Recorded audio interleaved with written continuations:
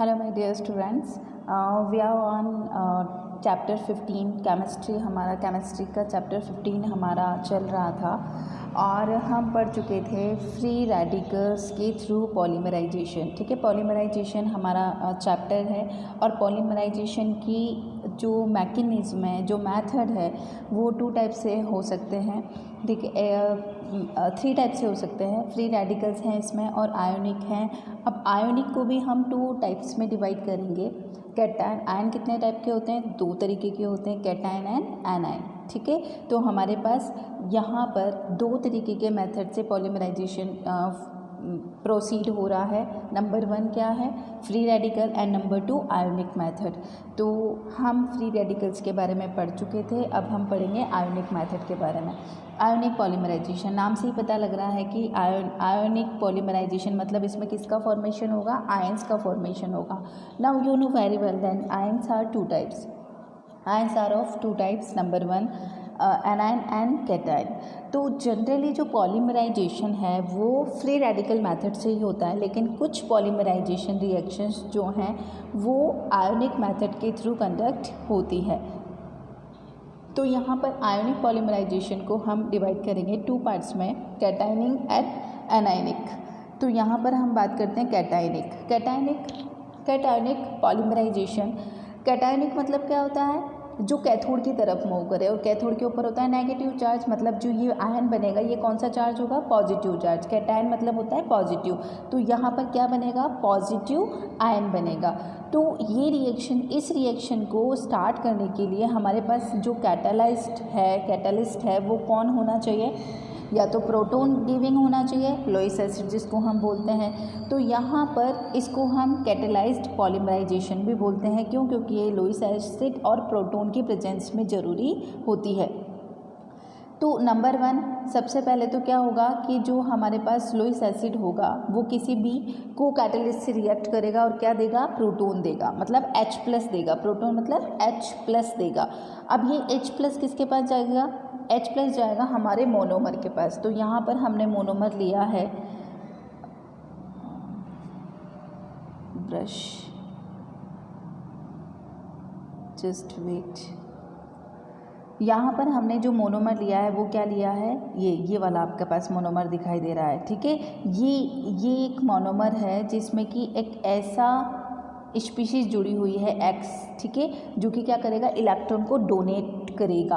अब इलेक्ट्रॉन को डोनेट करने पर इलेक्ट्रॉन कहाँ गए? यहाँ से यहाँ गए। अब इलेक्ट्रॉन फिर वापस कहाँ गए? इसके इलेक्ट्रॉन कहाँ शिफ्ट हो गए? इधर शिफ्ट हो गए। तो इसके ऊपर तो चार्ज आ गया प्लस और इसके ऊपर चार्ज आ गया, जस्ट वेट, अब इसके ऊपर तो चार्ज आ गया प्लस और इसके ऊपर चार्ज आ गया नेगेटिव। ठीक है, अब नेगेटिव के पास कौन जाएगा? H+ जाएगा। तो देखो इससे क्या जुड़ गया? H+ जुड़ गया और इसके ऊपर चार्ज कौन सा आ गया? Plus charge. तो यहाँ पर हमारे पास क्या बन गया? कैटायन बन गया। क्या बन गया? ये कैटायन, कार्बोकैटायन। अगर कार्बन के ऊपर प्लस चार्ज आता है तो उसको हम बोलेंगे कार्बोकैटायन। तो अब दूसरा है हमारा प्रोपेगेशन, मतलब पहले स्टार्टिंग हो चुकी है, इनिशिएशन जो पहला स्टेप हमने पढ़ा था वो हो चुका है। अब हमारे पास जो रिएक्शन है वो क्या होगी? प्रोसीड होगी। तो उसको हम क्या बोलेंगे? Propagation reaction. तो अब आता है हमारे पास जो ये कार्बोकैटायन बना है, ये हमारे दूसरे मोनोमर पर क्या करेगा? अटैक करेगा और उसको भी क्या बना लेगा? कार्बोकैटायन बना देगा। तो देखिए आप यहाँ पर ये वाला देखिए, ये इसके ऊपर अटैक किया। यहाँ पर सबसे पहले तो इसके ऊपर कौन सा चार्ज आ गया था?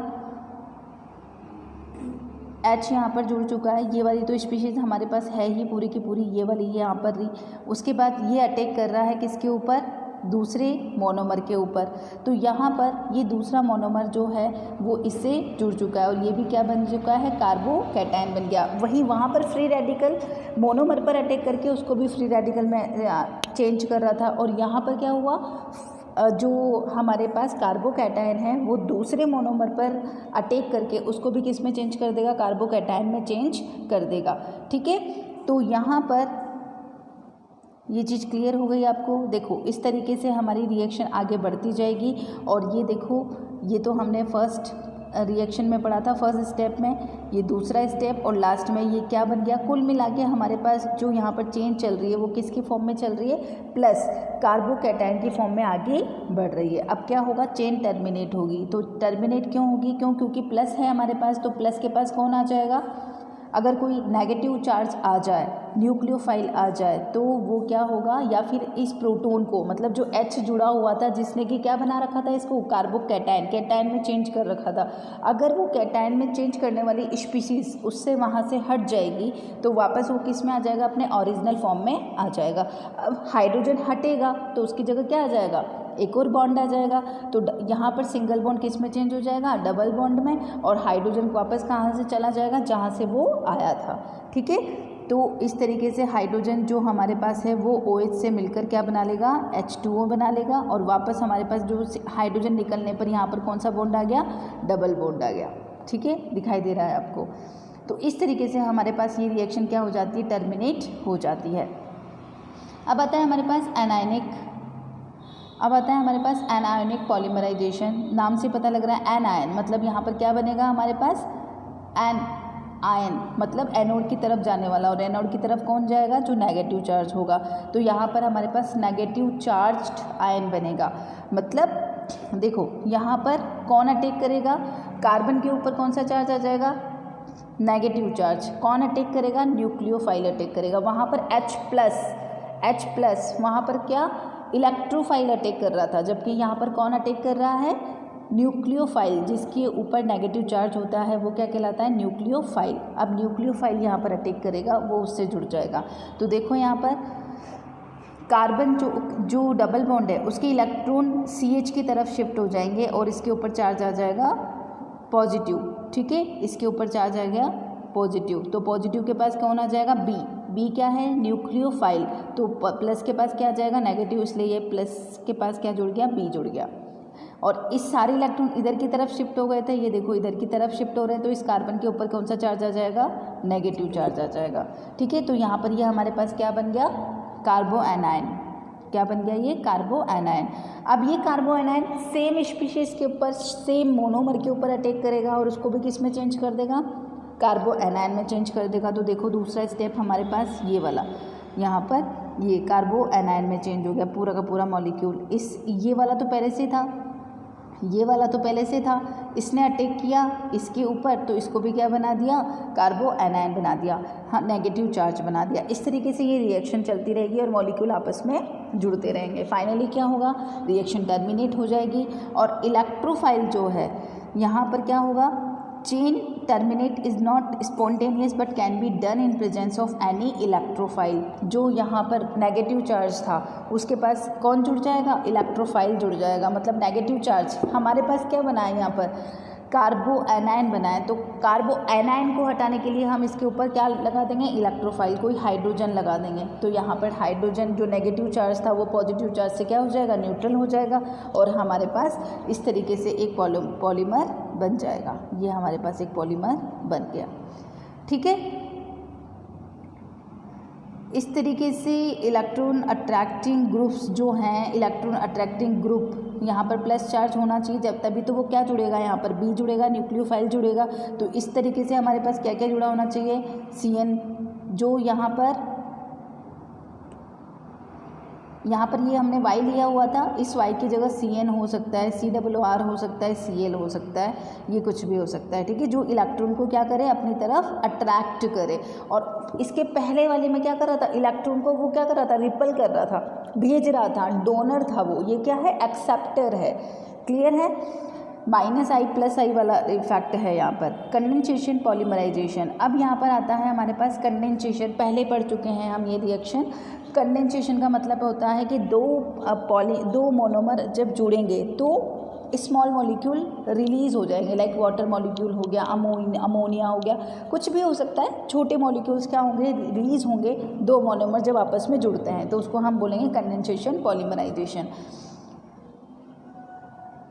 अब आता है हमारे पास यहाँ पर, ये देख लीजिए आप, यहाँ पर हमारे पास सिंपल सी बात है कि हमारे पास H2O मॉलिक्यूल यहाँ पर रिलीज़ हो रहा है।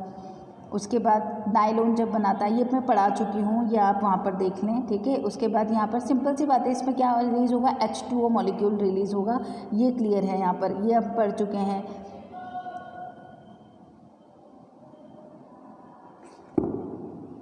ये वाला, ठीक है। देखो OH, इसका OH और ये दूसरा हमारे पास मॉलिक्यूल है इसका OH, आपस इसका H और इसका OH मिलकर क्या निकल जाएगा, H2O फॉर्म में निकल जाएगा और ये हमारे पास रिएक्शन कंप्लीट हो जाएगी। अब आता है हमारे पास कोपॉलीमराइजेशन and हेटेरोपॉलीमराइजेशन। कोपॉलीमराइजेशन and heteropolymerization is a polymerization reaction in which mixture of more than one monomer species is allowed to polymerize and form the copolymer। यहाँ पर क्या होगा, जो हमारे पास मोनोमर का मिक्सचर है वो क्या बना लेगा, पॉलीमराइज होकर कोपॉलीमर का फॉर्मेशन कर लेगा। अलग अलग हो सकते हैं ये, यहाँ पर अलग अलग तरीके के मोनोमर है, आपस में जुड़कर क्या बना लेंगे, कोपॉलीमर बना लेंगे, या इसको हेटेरोपॉलीमराइजेशन भी हम बोलेंगे। हेटेरो मतलब भी क्या होता है, डिफरेंट होता है, और यहाँ पर को मतलब भी क्या है, डिफरेंट है। तो styrene butadiene rubber is formed by the addition copolymerization, मतलब दो अलग अलग मोनोमर जुड़ते हैं तो ये कोपॉलीमराइजेशन है। जैसे कि नाइलॉन 66 क्या बनेगा, ये देखो हेक्सामेथिलीन डाइएमीन बताया था अपन ने, हेक्सामेथिलीन डाइएमीन और एडिपिक एसिड क्या था, टेट्रामेथिलीन एंड डाइकार्बोक्सिलिक एसिड, ठीक है। मतलब एडिपिक एसिड और हेक्सामेथिलीन डाइएमीन आपस में जुड़कर अलग अलग हैं, दोनों अलग अलग मोनोमर हैं, ठीक है। यहाँ पर क्या होगा, वही नाइलॉन 66 बनेगा। अब यहाँ पर नाइलॉन 66 का मतलब क्या है, दोनों मोनोमर, एक मोनोमर क्या है, हेक्सामेथिलीन डाइएमीन, तो यहाँ पर कार्बन कितने हैं, हेक्सा मतलब 6 कार्बन एक मोनोमर में है। दूसरे में देखो एडिपिक एसिड में 4 तो मैथिलीन ग्रुप है CH2 और 2 क्या है COOH, मतलब 2 तो मैथिलीन ग्रुप, मतलब 4 तो मैथिलीन ग्रुप, तो 4 कार्बन और 2 COOH, मतलब 2 कार्बन और ऐड हो गए, तो यहाँ पर भी 6 कार्बन है। तो एक मोनोमर में 6 कार्बन, दूसरे मोनोमर में 6 कार्बन, बना क्या, नायलॉन, इसलिए इसको क्या बोल दिया 66। दोनों मोनोमर में 6 कार्बन है, इसलिए क्या बन गया ये 66। अब आता है हमारे पास टाइप्स ऑफ कोपॉलीमर्स, जिसके बारे में हम नेक्स्ट वीडियो में डिस्कस करेंगे। Okay, till then take care.